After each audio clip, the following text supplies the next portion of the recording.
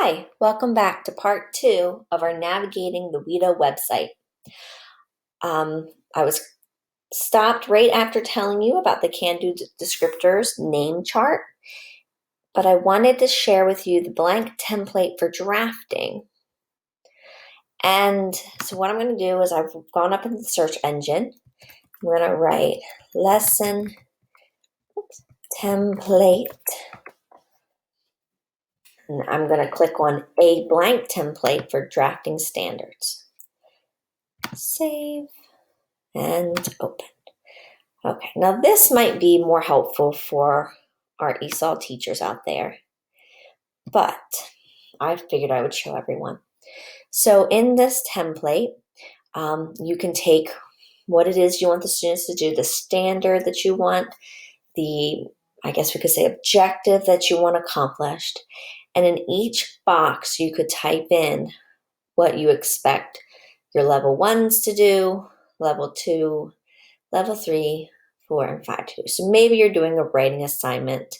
You would use the can-do descriptors that we talked about before and come up with what is a good thing for each level to do.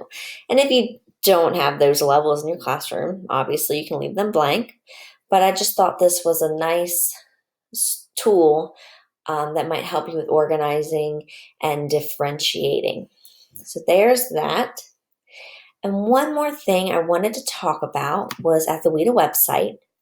I'm going to go back to the main page.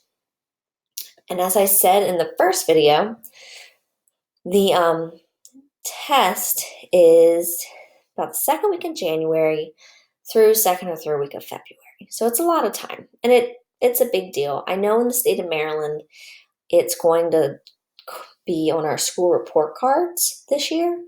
I think it's worth 10% of our school report cards. So it's becoming a bigger deal.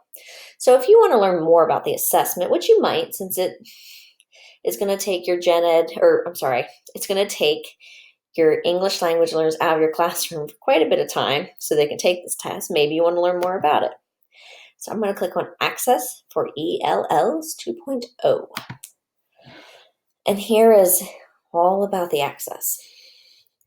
This little page is about telling you about the access. We do the online, but it's also available in paper. Some more details about it. Preparing and training. What I wanted to look at was preparing students. Now, you can't do the examples online yet. They can do that. They usually open it up the first week of January. So you can't do that yet. However, there is some items online. This is an example of, here are the examples. So here's some speaking and some listening tests. So you can click on these. You can see what their booklet might look like and what they might be hearing and what kind of questions are being asked. So I typically have my students about the week before, sometimes before winter break, go through and do some of these practice ones. There's practice ones available online as well that you have to log into. However, we don't have access to that yet because it's only October. So that's always available as well. And this just kind of, even if you want to listen to this and see what they're asking your students to do. There's also some help on here about like guidance. So maybe ways that you can help guide your students, help them think about what they're saying, because the speaking part seems to be the hardest part for our students.